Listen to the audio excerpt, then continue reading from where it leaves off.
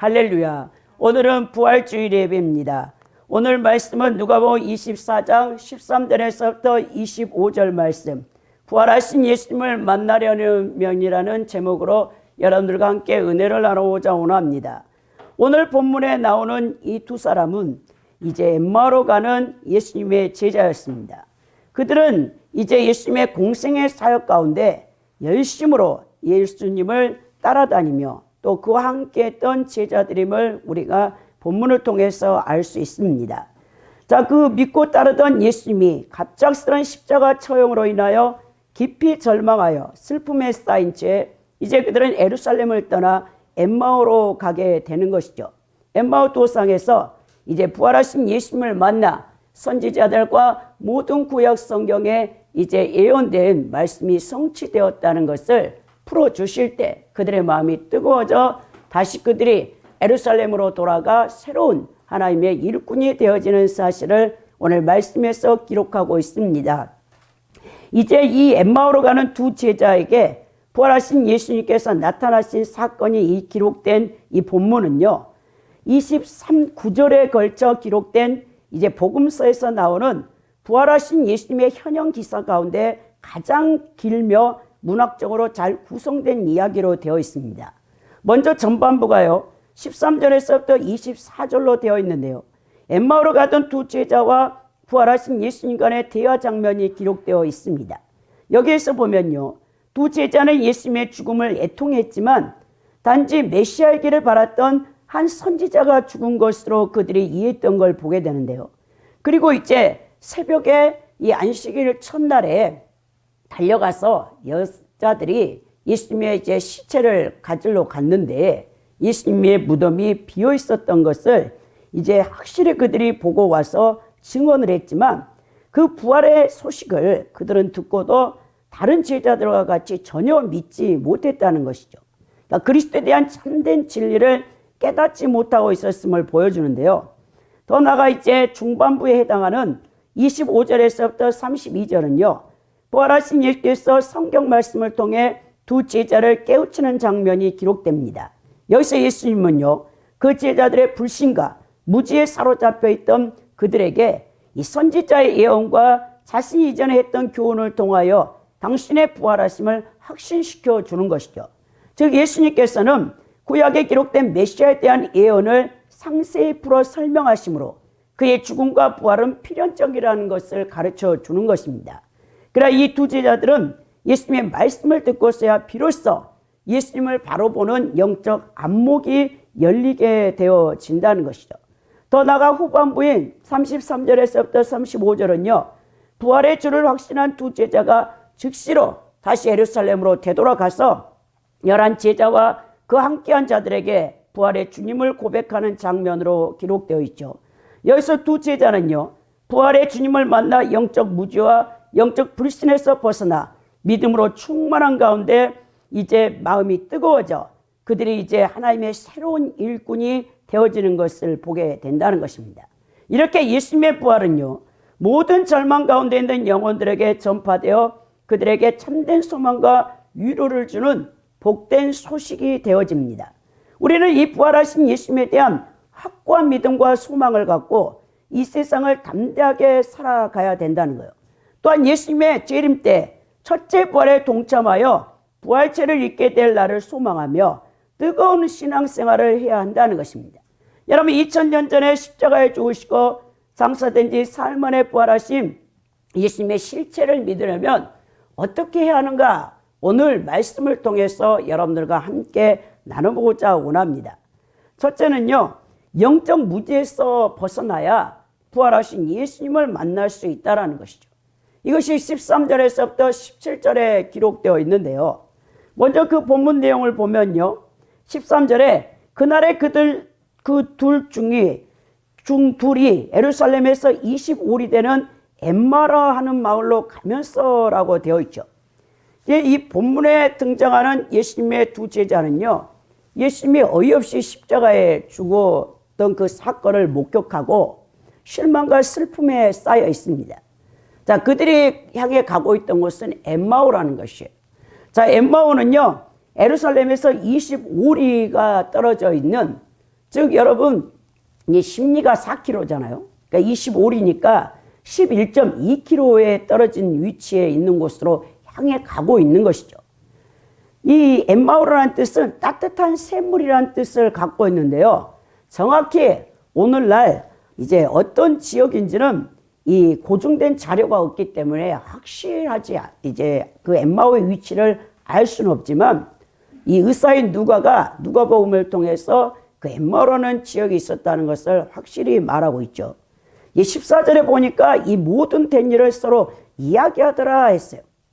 그들이 3년 6개월 동안 예수님의 공생의 사역 가운데 따라다닌 제자였다면 그들은 예수님의 그 모든 표적과 이적, 이 오병이의 기적을 비롯해서 38년 된 병든 자를 베세다 여러분 그 목가에서 이제 고치고 또 소경된 자, 날 때부터 소경된 자를 고치고 또 귀신을 쫓아내고 또 무리를 거르시고 그 모든 것들을 이들이 체험했겠죠. 더 나아가 성전 정화 사건으로부터 시작하여 예수님의 순환과 죽음 그리고 그 빈 무덤에 관한 이야기를 그들이 다 들었기 때문에 엠마오의 도상에서 가면서 둘이 주거니 받거니 이야기를 하고 있었다는 것이죠.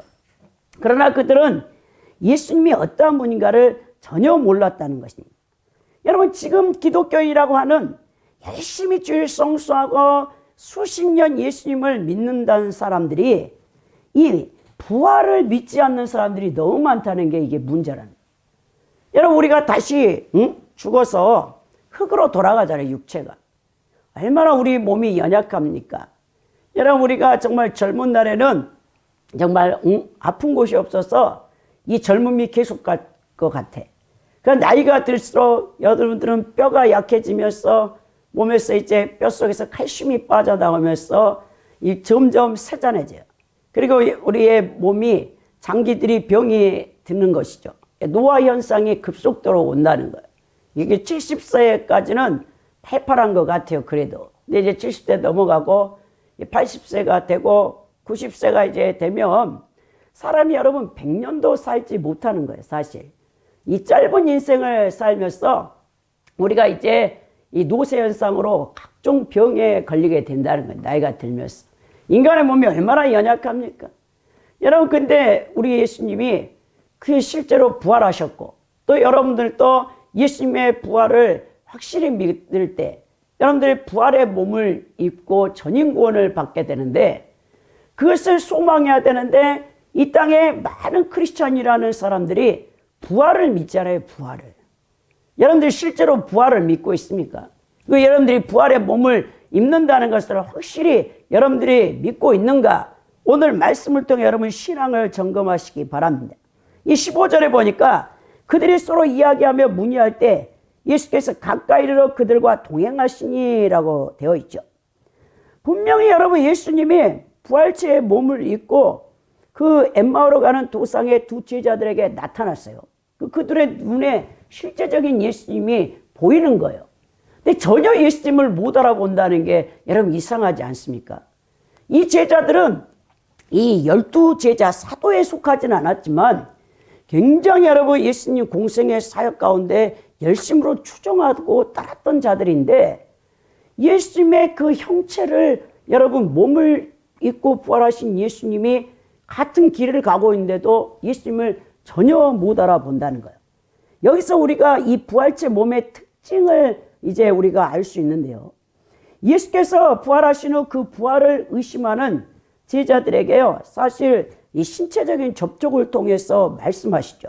특히 의심 많은 도마에게는요.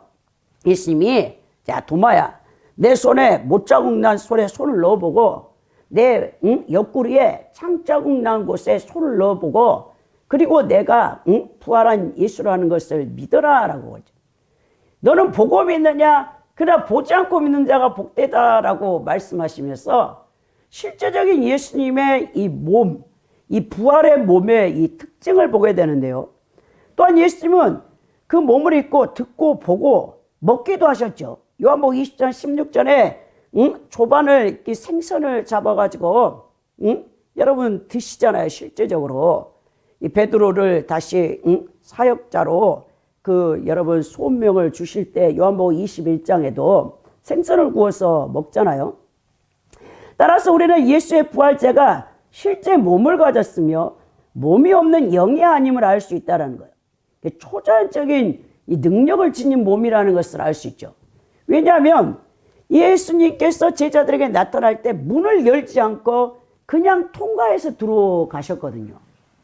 그러니까 예수님의 몸이 부활체인데 또 엠마오 도상에서 그들을 가르치신 다음에 떡을 떼서 나눠주신 다음에 갑자기 사라지는 거예요. 그걸 볼 때 비물질적인 몸이라는 걸 알 수 있겠죠. 부활체의 몸이. 그러니까 우리는 지금 이 물체이기 때문에 우리가 문을 통과하지 못하잖아요. 벽을 통과하지 못하잖아요. 근데 예수님 몸은, 이 부활체의 몸은 벽을 통과해. 그러니까 비물질적인 초자연적인 이 능력의 몸을 가졌다는 것을 우리가 실제로 알 수 있습니다. 신령한 게 몸이죠. 고린도서 15장에 바울이 신령한 몸이라고 했는데 그들의 눈이 가려져 그인 줄을 알아보지 못한다라고 16절에 기록되어 있다는 거예요.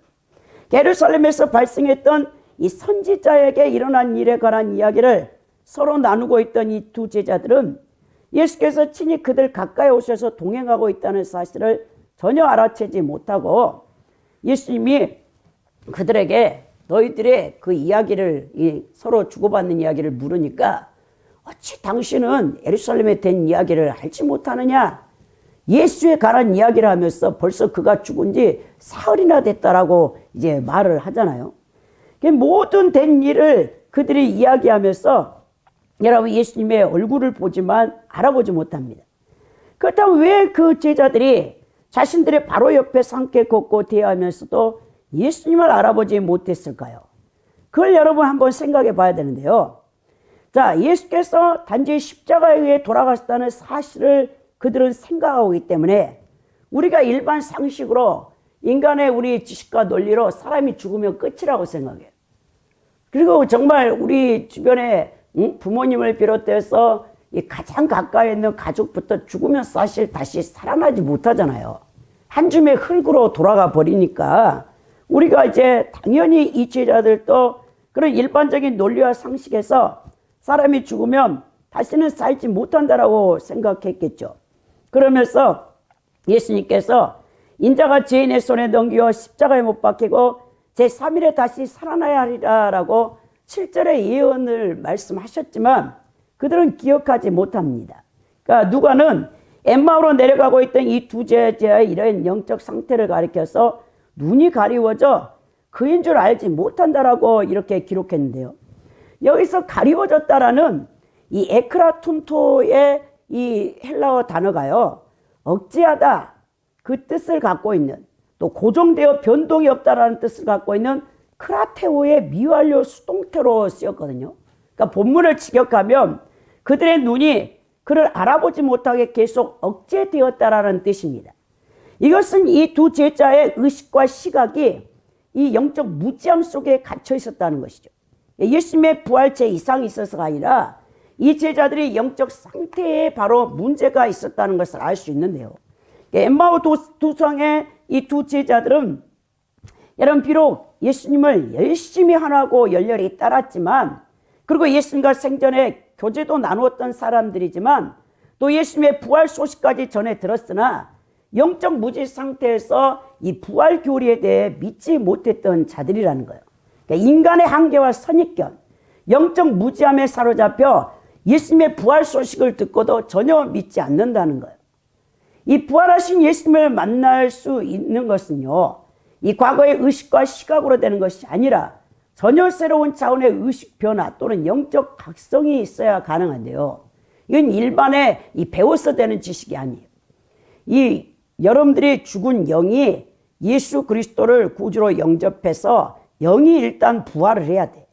거듭나야 된다는 거예요. 신생하지 않는 사람은 절대 이 부활을 믿지를 못한다는 거예요.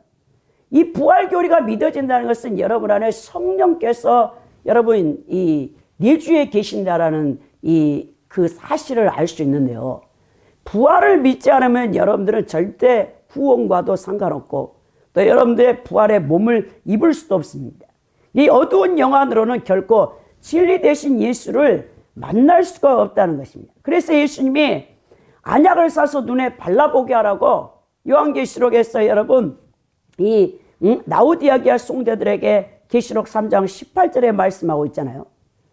여러분 그만큼 성도들에게 본다는 것은 중요한 거예요. 여러분 진리의 말씀을 확고히 깨달을 수 있는 영은 곧 믿음의 눈이 열려야 되는데요. 영적으로 무지하게 만드는 이 그릇된 지식에서 벗어나야 된다는 거예요. 예수께서 이 땅에 오신 목적과 십자가의 죽으심과 부활 교리를 알고 있으면서도 성도들이 세상의 염려, 근심, 걱정, 재리에 대한 욕심을 갖고 있는 사람은요, 여러분 올바른 이 믿음을 소유하지를 못해요. 이런 사람들 역시 구원을 받지 못합니다. 여러분 씨 뿌린 자에 비유해서 그랬잖아요. 가시떨기에 떨어진 자도 구원을 받지 못한다고요. 여러분 지식이 없어서 망하는 게 아니라는 거예요. 이 바른 하나님의 진리의 말씀이 내 믿음과 화합이 되지 아니하면, 그리고 그것이 삶으로 행함으로 나타나지 아니하면 이것은 우리에게 피상적인 관념의 지식일 뿐이라는 거예요. 그래서 여러분 이 제자들도 예수님의 부활을 믿지 못합니다. 에베소 1장 18절에 바울이 뭐라냐? 너희 마음의 눈을 밝히사 그의 부르심의 소망이 무엇이며 성도 안에서 그 기업의 영광의 풍성이 무엇이며 라고 말씀한 것이죠. 그 17절에 보면 예수께서 이르시되 너희가 길 가면서 서로 주고받고 하는 이야기가 무엇이냐 하시니 두 사람이 슬픈 빛을 띠며 머물러 서더라 그랬죠. 실망과 시리와 절망에 빠져서 열렬히 예수님을 추종했던 이들이 삶의 방향과 목적을 잃어버렸어요. 여러분 우리도 삶의 방향과 목적을 잃어버릴 때 깊은 절망에 빠집니다. 그리고 많은 사람들이 삶을 이 무의미하게 여기고 포기하는 사람들이 많다는 것이죠. 오늘 여러분 이 부활하신 예수님을 만나려면 이 영적 무지함에서 벗어나야 되고, 두 번째는 영적 불신이 제거돼야 부활하신 예수님을 만날 수 있다는 것. 이게 18절에서부터 24절에 기록되어 있는데요. 그 한 사람이 글로바라는 자가 대답하이르되 당신이 예루살렘에 체류하면서 요즘 거기서 된 일을 혼자만 알지 못하느냐라고 오히려 예수님 앞에 반문하죠. 자, 엠마오로 가던 두 제자 중에 한 사람의 이름이 여기서 밝혀지는데 그의 이름은 유명한 아버지란 뜻을 가진 글로바, 클레오파스였다는 것을 알 수 있죠. 자, 이 사람이 누군지에 대해서 많은 이 신약 성경학자들의 의견이 분분한데요. 대체로 요한복음 19장 25절에 언급된 마리아의 남편이자 작은 야고보와 요새의 아버지라는 견해가 지배적입니다. 이 사람은 아마 초대교회의 영적 지도자의 위치에 있었던 인물이라고 추측할 수 있는데요. 당신이 예루살렘에 체류하면서 혼자만 알지 못하느냐라는 것은 예수님이 6월절 축제 때 돌아가셨거든요. 6월절에 어린 양이기 때문에.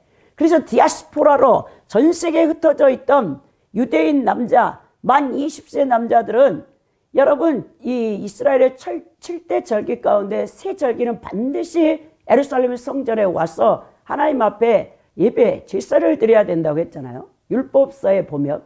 그러니까 6월절과 오순절과 초막절에 와야 되는데 바로 이 6월절 축제 기간이었어요. 일주일이잖아요. 무교절까지 합쳐서. 그러니까 그때 많은 사람들이 예루살렘에 왔던 것을 보게 된데 그때 예수님이 십자가에서 돌아가셨죠. 여러분 그러면서 이 우구하면서라고 이 기록되어 있는데 낯선 사람으로 살다 순례자라는 뜻을 갖고 있죠. 그러니까 당신도 6월절에 축제에 참여한 디아스포라의 한 사람이 아니었느냐라고 얘기하면서 글로바의 질문했듯이 당신이 요즘 예루살렘에 나그네로 있으면서도 그곳에 모든 사람이 말하고 있는 것을 혼자 모른단 말이오 라고 이제 반문했다는 것입니다. 그러니까 그 당시에 예루살렘에 이 거주했던 사람 치고 머물러 있던 사람 치고 나사렛 예수가 십자가에서 처형당한 사건을 모르는 사람이 없다라는 것이죠. 당대의 예수님의 이 가르침과 사역, 그리고 고난과 죽음, 부활 사건이 얼마나 큰 반향을 불러일으켰는지 오늘날 말해서 최고의 화제거리인 거죠. 19절에서 이르시되 무슨 일이냐? 이르되 나사렛 예수 일이니 그는 하나님과 모든 백성 앞에서 말과 일에 능하신 선지자다라고 말합니다. 여러분 이들은요 이 메시아라는 이 확고한 믿음이 없어요. 그러니까 선지자의 한 사람 정도. 예수님이 말과 행동에 권능이 있었기 때문에 수많은 무리들이 예수님을 따랐다는 거예요. 여러분, 예수님의 말씀의 권세가 대단했잖아요. 이 요한복음 11장에 죽은 나사로를 나흘이나 돼서 다 썩었는데 무덤에 있는 나사로에게 나사로야 나오라 하니까 수위를 동동 맨 채 나사로가 나와서 살아나는 사건. 그러니까 여러분, 엄청난 권능과 이 예수님의 이 말과 행동이 이적과 표적에 수많은 자들이 따라다녔다는 것이죠. 그러면서 20절에 하는 말이 우리 대제사장들과 관리들이 사형 판결에 넘겨주어 십자가에 못 박았다. 사실 빌라도가 그 당시에 팔레스틴에 여러분 이 로마의 총독으로 파견되어 있고 모든 재판권은 빌라도가 갖고 있었어요. 근데 왜 오늘 이 엠마오로 가는 두 제자가 빌라도가 사형시켰다 하지 않고 우리 대제사장과 관리들이 그들을 사형 판결에 넘겨줘 십자가에 못 박았다라고 얘기합니까? 바로 유대인들, 특히 당시 종교 지도자들이 예수를 죽였다는 이 글로벌의 말을 이제 누가가 의도적으로 기록하면서 예수님을 죽인 모든 책임은 유대 종교 지도자들의 책임이라는 것을 강하게 부각시키기 위해서 의도적으로 이렇게 기록했죠. 21절에 보니까 우리는 이 사람이 이스라엘을 속량할 자라고 바랐노라. 이뿐 아니라 이 일이 일어난 지가 사흘째니라. 여러분, 이스라엘을 속량할 자라 바랐다라는 이 뜻은요, 이스라엘 백성을 로마의 억압에서부터 해방하는 구속자라고 생각했다는 거예요. 너무 아쉽다라는 것입니다. 예수가 악의 세력 아래서 신음하고 있는 민중들을 해방시키고 예수 자신이 선언했던 이 메시아 하늘나라가 이루어질 것을 기대하고 있었는데, 그러니까 다윗 왕국, 메시아 왕국, 정치적인 예수를 메시아를 원했다는 거죠. 근데 어이없이 죽고 지금 사흘이나 지났는데 예수를 죽은 지가 사흘 지났는데 아무런 일도 일어나지 않고 예수를 죽였던 자들은 여전히 세상에서 권세를 잡고 저렇게 악랄하게 우리 민족을 다스리고 있다라고 이렇게 말을 해 주는 것이죠. 그러면서 22절에 또한 우리 중에 어떤 여자들이 우리를 놀라게 하였으니 이는 그들이 새벽에 무덤에 갔다가라고 합니다.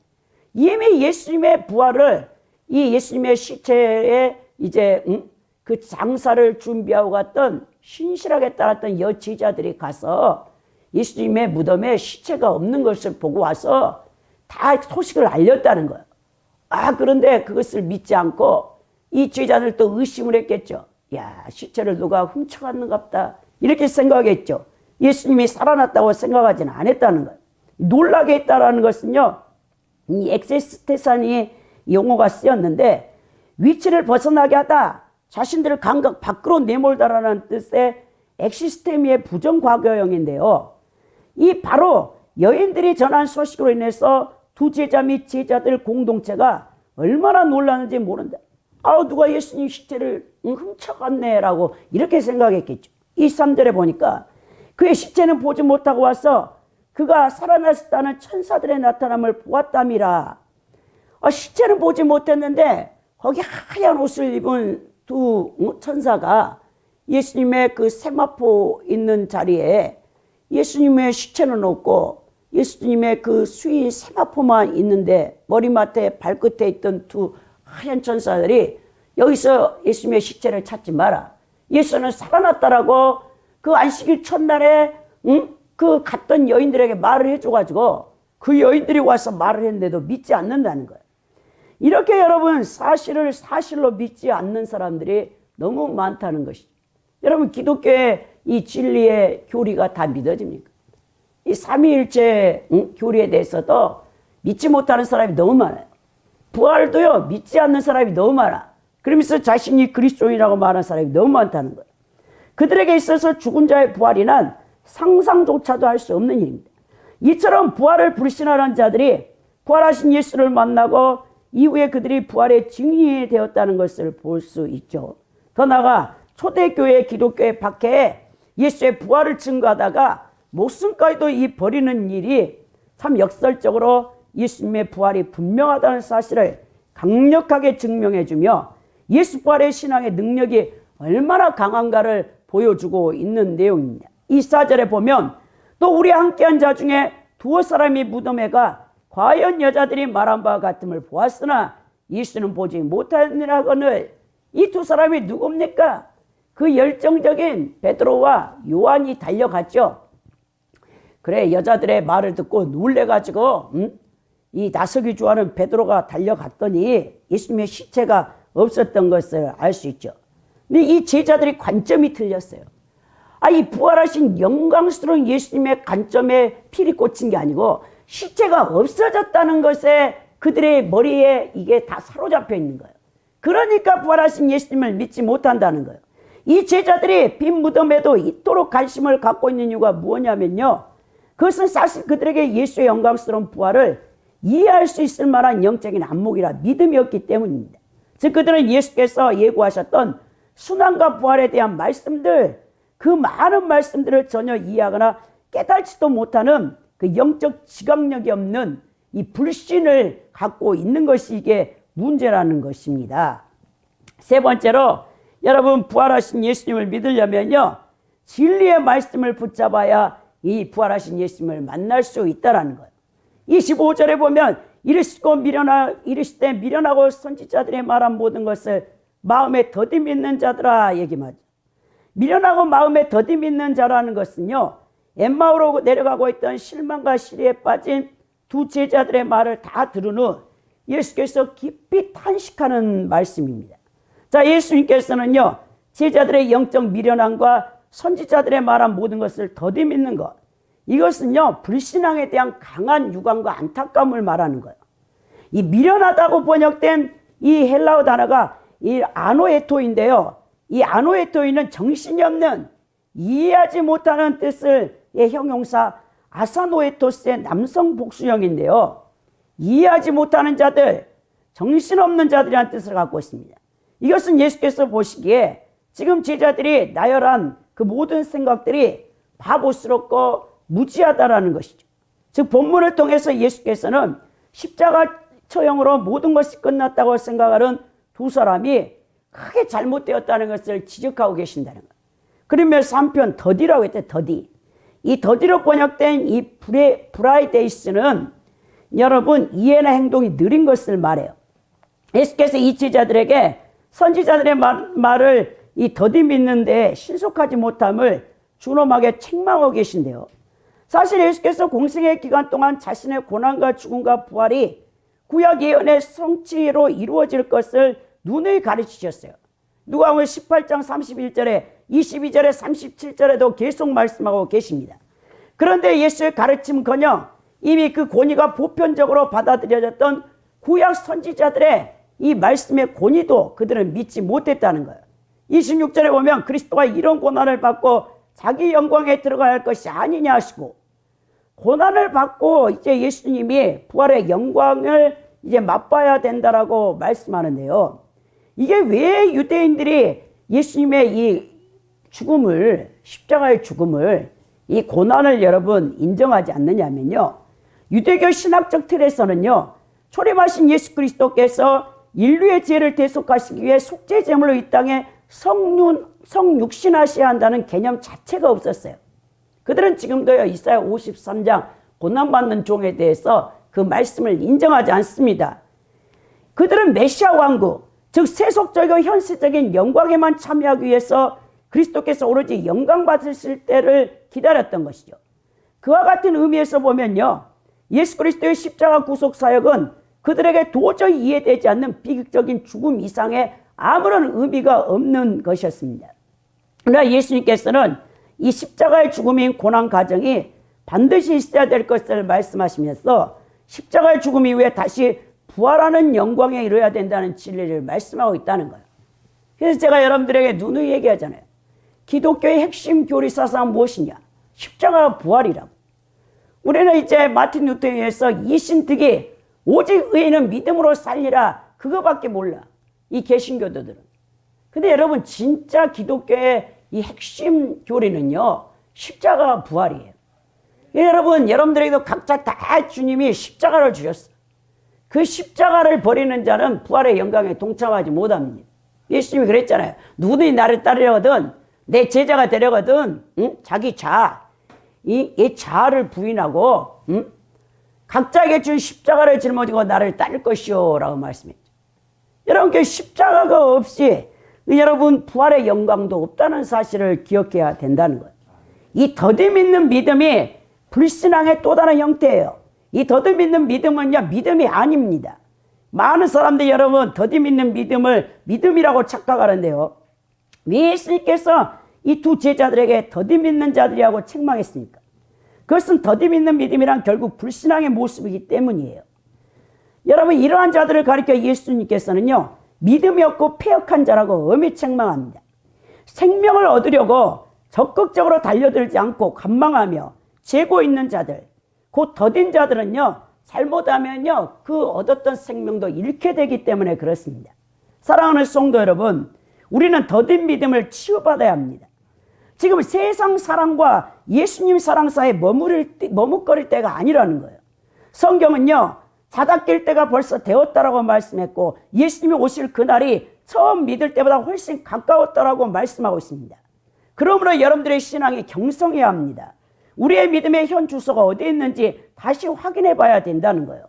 더디 믿고 있는지 않는지, 예수님께서 마지막 때에 내가 다시 이 땅에 재림할 때 믿음을 보겠느냐라고 했죠. 과연 우리는 예수님께 내보일 믿음이 있는지 스스로 여러분 자신을 점검하시기 바랍니다. 27절에 보면요, 이에 모세가 모든 선지자의 글로 시작하여 모든 성경에 쓴 바 자기에 관한 것을 자세히 설명하시니라 라고 말했죠. 자세히 해석해 줬다는 거예요. 그 더디 믿는 불신앙으로 가득 찬 영적으로 무지한 자들에게 예수님께서 하나하나 설명을 해주는 것입니다. 모든 성경, 여러분 이 구약의 성문서를 지칭하고 있죠. 모세오경을 비롯해 선지자의 글인 예언서, 네비임, 그리고 모든 성경, 율법과 예언서를 이 예수님께서 자세하게 다 풀어주는 거예요. 28절에 보니까 그들이 가는 마을에 가까이 가매 예수는 더 가려 하는 것 같이 하시니라고 되어 있죠. 더 가려고 하는 거예요. 이제 다른 데로 가는 것처럼 하시는 거죠. 이제 그때 예수께서 제자들과 함께 머물기를 원하면서도 이제 그들이 초청하게끔 기회를 주는 거예요. 우리 하나님은요, 얼마나 인격적인 분인지 몰라요. 여러분들이 자유의지로 여러분들이 거부하잖아요. 순종하지 않잖아요. 하나님은 강압적으로 하지 않습니다. 성령님은 얼마나 인격적인지 몰라요. 계속해서 여러분들에게 이제 권면하시고 또 단식도 하시고 계속 우리 주님께서 여러분들이 죄를 끊어내기를 원하시면서 여러분 계속해서 기회를 주시는 거죠. 예수님은 인격적으로 성도 한 사람 한 사람을 대하시지 막 강압적으로 여러분들이 강아지의 목에 그냥 고리를 끌어가지고 끌고 가지 않는다는 거예요. 왜냐하면 우리 하나님은요, 여러분들이 인격, 자유의지를 가지고 하나님을 사랑하기를 원하시지 강제로 여러분들에게 사랑을 받기를 원하시는 분이 아니에요. 그래서 우리 하나님은 강압적으로 여러분들에게 하지 않으세요. 오래 참고 기다려 주시는 거예요. 어젯밤에 제가 길을 가는데 아주머니가 큰 진돗개 한 마리를 끌고 가더라고요. 그 이제 고리를 해가지고 이 진돗개 옷을 입혀가지고 가는데 진돗개가 엄청 커요. 근데 가다가 갑자기 길을 가다가 나무대가 있으니까 걔는요 발 한 짝 들고 오줌을 싸잖아요. 큰 개니까 거기 딱 가다가 갑자기 오줌을 막 주주주 싸더라고. 그래서 제가 딱 보니까 아주머니가 끌어 개를 워낙 크니까 운동을 시키는 거죠. 그 밤에 얘가 안 따라가려고 그래. 막 그냥 버티고 우기는 거예요. 그걸 보고 저 개도 주인이 그냥 그러니까 이제 혼을 내죠. 여러분, 우리가 이렇게 개가 아니잖아요. 인격을 가진 존재이기 때문에 우리 하나님께서 여러분들을 계속해서 얼르고 타이르고 기도에 응답도 해주시고 하나님이 살아계신다는 것을 보여주시는데 계속 여러분들은 자유의지로 반항을 해. 우리 하나님도 정말 골치가 아프셨을 거예요. 차라리 인간에게 자유의지를 주지 말지. 칼빈주의자들이 말하는 것처럼 인간에겐 자유의지가 없다라 하고 하나님이 성향을 주셔서 모든 것은 하나님이 다 주관한다. 그럼 죄를 짓게 하는 것도 하나님 탓입니까? 인간의 이 자유의지를 부인하면서 칼빈주의자들은 엉뚱한 소리를 해요. 모든 걸 하나님 탓으로 돌려. 그럼 안 되죠. 우리 하나님도 정말 억울하실 것 같아. 여러분, 이렇게 우리 하나님은 강압적으로 하지 않으세요. 인격적으로 여러분들을 계속해서 말씀을 깨닫게 하시고 성령이 여러분들을 위로하시고 때로는 책망도 하시고, 그래서 우리 하나님께서는 여러분들이 정말 자유의지로 순종하고 돌아오기를 바라고 있는 것이죠. 오늘 29절에 보면 그들이 감고나 이르되 우리 함께 유하러 들어가시다. 드디어 이 두 사람이 이제 예수님을 초청을 하잖아요. 아이고 우리와 함께 같이 가셔서 날도 어두운데 이제 함께 거합시다 하니까 예수님이 따라가는 거죠. 30절에 보니까 그들과 함께 음식을 잡수실 때 떡을 떼어 가지사 축사하시고 떼어 그들에게 주시니라고 말하죠. 이 축사하시다는 여러분 율로겐세는요, 찬양하다 축복을 빌다라는 진인 이 율로게오의 부정과거형인데요, 엄숙한 기도로서 사물을 거룩하게 하다, 또 어떤 사물을 축복해달라고 하나님께 기도하라는 의미를 갖고 있어요. 이것은 공생의 기간에 예수님이 떡 5개와 물고기 2마리를 가지고 하늘을 우러러 축사하시고 떼어 제자들에게 주어 무리 앞에 놓게 하셨을 때 거기에 참여한 모든 사람들이 다 배불리 먹고 12광주리를 남겼죠. 장정마 5,000명을 먹였고 부녀자들과 아이들까지 합치면 한 2만 명이 베스다 광야에 써 있었는데 예수님께서 여러분 이 오병이의 기적을 행하셨잖아요. 누가복음 9장 16절에서 17절을 연상케 합니다. 아마 이 두 제자도 오병이어 기적을 행하실 때 함께 참여했던 제자인지도 몰라요. 그러니까 예수께서는 저녁 식사 중에 제자들에게 떡을 떼어 그들에게 주셨는데, 주셨다라는 것은 내어주다, 건네주다라는 뜻인데 반복적으로 제자들에게 떡을 떼어 주신 모습이거든요. 그러니까 제자들 여행 중에 만났던 이 낯선 사람과 식사하는 중에 이들이 이제 그때서야 눈이 밝아져 부활하신 예수를 이제 알게 되는 거죠. 인식하게 되는 것이죠. 왜 이런 일이 일어났냐면요, 이 식사 도중에 오병이의 기적이 오버랩된 거예요. 그러니까 그들이 예수님이구나, 이게 이제 눈이 밝아진 거지. 여러분, 때로는요 우리가 믿음을 잃어버렸을 때 하나님 과거에 여러분들에게 베푼 은혜를 생각나게 하셔요. 그래서 다시 여러분들의 믿음을 회복시키는 경우가 있거든요. 오늘 이 제자들이 눈이 밝아진 이유가 오병이의 기적을 체험했던 그걸 동시에 그대로 예수님이 하시니까 그것이 눈이 밝아졌어. 31절에 보니까 그들의 눈이 밝아져 그인 줄 알아보더니 예수는 그들에게 보이지 아니한지라. 이미 늦은 거예요. 예수님이 사라져 버렸습니다. 예수님과 식사는 바로 그때 그들의 눈이 밝아졌는데요, 여기에 디오네이덱산이 쓰였는데 열다라는 뜻이에요. 열다. 그들의 눈이 자신들에 의해서가 아니라 누군가에 의해 떠졌다는 의미인데, 즉 제자들의 눈이 열리게 된 것은요 자신들의 노력이나 의지에 말미암은 게 아니고 하나님에 의한 능력이었죠. 그리고 눈이 밝아지고 나서야 그들이 함께 식사한 이 낯선 사람이 예수님이라는 것을 알게 되는 것입니다. 예수는 그들에게 보이지 아니했다라고 누가가 얘기하는데요, 사라진 분이 예수님을 강조하죠. 마치 예수님이 천사들처럼 갑자기 시야에서 사라지는 거예요. 그렇다면 예수님께서 이렇게 갑자기 사라지셨다는 사건에 함축하는 의미는 무엇입니까? 그건 영광 중에 부활하신 예수께서 이제 시간이나 공간에 더 이상 제약을 받지 않는 부활체를 입고 계신다는 거예요. 예수님께서 여러분 성육신하신 몸은 시공간에 제약을 받는 육체, 여러분 물질적인 몸이셨죠. 근데 이제 예수님은 부활체는요, 부활의 몸은요 시공간의 제약을 받지 않고 여러분 사라질 수 있는 이 비물질로 구성된 이 몸이라는 걸 알 수 있겠죠. 32절에 보니까 그들이 서로 말하되 길에서 우리에게 말씀하시고 우리에게 성경을 풀어주실 때 우리 속에서 마음이 뜨겁지 아니하더냐 하고, 여러분 성경을 풀어줄 때 뜨거운 마음이 생겼다 했거든요. 이 낯선 사람이 길에서 성경을 해석해 주었습니다. 그때 그들이 성령에 의해서 뜨거운 마음에 감동을 받았습니다.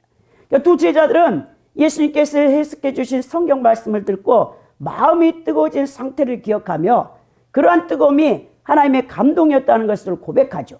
자, 제자들의 마음이 뜨거워진 경험은요 하나님의 능력을 체험한 초월적이며 신비적인 경험임이 틀림없습니다.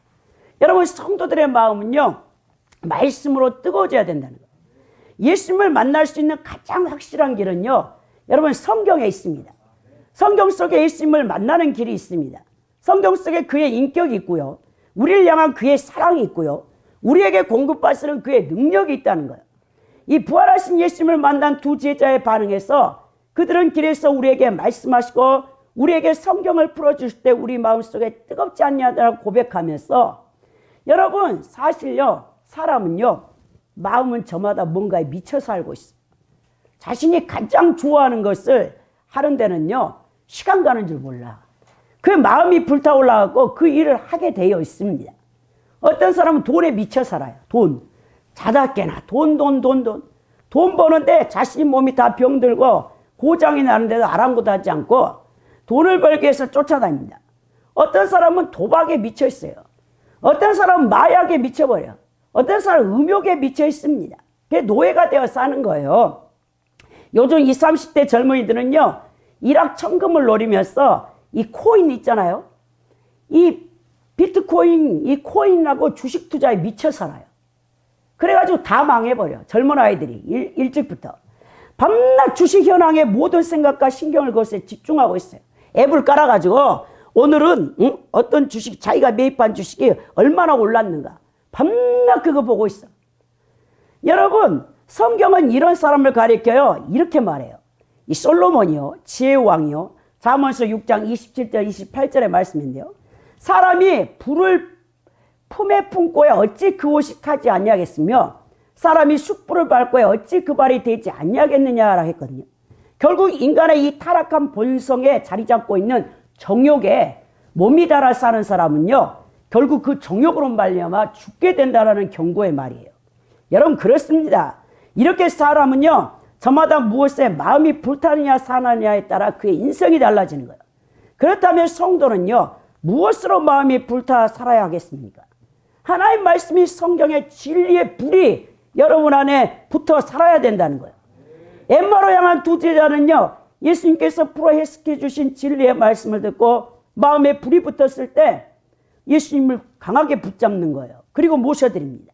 그러니까 말씀으로 불타오를 때 다시 오던 길을 돌이켜 예루살렘으로 돌아갑니다. 여러분 예루살렘은 이제 위험한 곳이에요. 목숨을 내놓아야 될지도 몰라요. 왜냐? 이제 나사렛 예수 이단을 따랐던 예수를 따랐던 그 신흥 종교라고 여겼던 유대 종교 지도자들과 그들이 눈이 빨개서 예수 믿는 자들을 색출해서 다 잡아 죽이려고 지금 하고 있는 그곳으로 다시 돌아가. 죽음을 불사하고 다시 돌아간단 말입니다. 여러분 말씀으로 여러분 불타오를 때 성도는 비로소 성도의 모습을 회복할 수 있습니다. 부활하신 예수님을 체험한 사도들이 말씀에 사로잡혀 사도행전 4장 20절에 보면 우리는 보고 들은 것을 말하지 않을 수 없다라고 선포하며 그 어떤 이 핍박과 박해도 두려워하지 않으며 예수 그리스도의 부활 사건을 증거하다 다 순교를 당했습니다. 이렇게 성도가 성도 되게 하는 것, 성도의 믿음과 신앙을 강하게 만드는 것은 말씀밖에 없다는 거예요. 그리스도인들을 유혹하는 많은 이 세상의 것들이 있어요. 여러분 돈, 명예, 식욕, 음욕, 쾌락, 권력. 여러분 그래서 바울이 뭐라냐면요 이 포승줄에 푹 다 묶여 있어. 아그리빠 왕 앞에서 뭐랍니까? 바울아 네가 너 많은 지식 때문에 돌아버렸다. 네 지식으로 말이야. 그게 바울이 뭐랍니까? 왕이시여 하면서 내가 이렇게 포승줄로 포박된 거 외에 여기 있는 모든 사람들이 나처럼 예수 때문에 미쳐버렸으면 좋겠습니다라고 고백하죠. 야 바울 사도가 예수님한테 미쳐버린 거예요. 그러면서 뭐라냐? 미쳐도 예수께 미친 것이 최고의 잘한 것이라 했어요. 여러분들이 그리스도인이 되어서 예수님께 미치지 않고 계속 세상 것을 기웃거려. 세상의 그 세상 것을 맛보려고 기웃거린 자는요 그 세상으로 말미암아 죽게 되어 있어요. 여러분 정말 오직 진리의 말씀에 사로잡혀 사시기 바랍니다. 그래야 이 세상을 담대히 이기고 예수 그리스도의 진리 되심을 선포하며 세상의 빛과 소금으로 여러분들이 살아가면서 세상이 감당하지 못한 믿음의 사람들이 되어져야 된다는 거예요. 33절에 보면 곧 그때로 일어나 예루살렘에 돌아가 보니 11 제자 및 그들과 함께한 자들이 모여 있어. 이제 그들은요 다시 되돌아왔던 11.2km를 한 번도 쉬지 않고 단숨에 달려가는 겁니다. 그러니까 여러분 보통 성인의 이 발걸음으로 3시간 이상이 걸려요. 막 뛰어가는 것이죠. 부활하신 이 예수님을 도상에서 만났기 때문에 지금 두려워하고 숨어있는 제자들에게 그 공동체에 달려가서 이 소식을 전해야 된다라고 생각하는 것입니다. 여러분, 그러면서 그들이 달려가죠. 34절에 보면 말하기를 주께서 과연 살아나시고 시몬에게 보이셨다는지라. 그 두 제자 가운데 시몬이 있었잖아요. 여러분, 베드로. 이제 믿어지는 거예요. 그 숨어있는 공동체에 달려가서 우리도 부활하신 예수님을 만났다. 그리고 시몬이 이 먼저 만났던 그 예수님이 부활했다라고 그것을 증거하는 것입니다. 그러면서 35절에 두 사람도 길에서 된 일과 예수께서 떡을 떼심으로 자기들에게 알려주신 것을 말하더라라고 말하죠. 이 두 제자들은 베드로 또한 부활하신 예수를 만났다라고 34절에 고백한 것을 들은 후에 자신들이 경험한 바를 더 실제적으로 얘기해 주는 거예요. 두 제자는 예루살렘 공동체에 모였던 여러 사람들에게 자신이 엠마오도상에서 부활하신 예수님을 경험한 것을 상세히 말하면서 그 공동체에 더 큰 믿음을 여러분 부여했다는 사실을 기억하시기 바랍니다. 오늘 예수 그리스도의 부활주의를 맞이하여 더디 믿는 불신앙을 우리에게서 제거해야 되겠습니다. 부활하신 예수 그리스도를 만나기 위해서는요, 영적 무지에서 벗어나야 돼요. 영적 불신과 불신앙의 모습이 제거되고 진리의 말씀에 여러분이 심령이 사로잡혀 있어야 된다는 거예요. 그리하여 진리의 말씀으로 성령 충만을 받고 세상이 감당치 못하는 믿음의 성도들이 되기를 축원드립니다. 예수님의 재림 때 이 성도들이 장차 있게 될 부활체의 몸을 소망하면서 이 땅의 어떤 환난과 고난도 담대히 이겨내는 우리 복된 열방선교회 성도들이 되시기를 예수 그리스도의 이름으로 축원드립니다.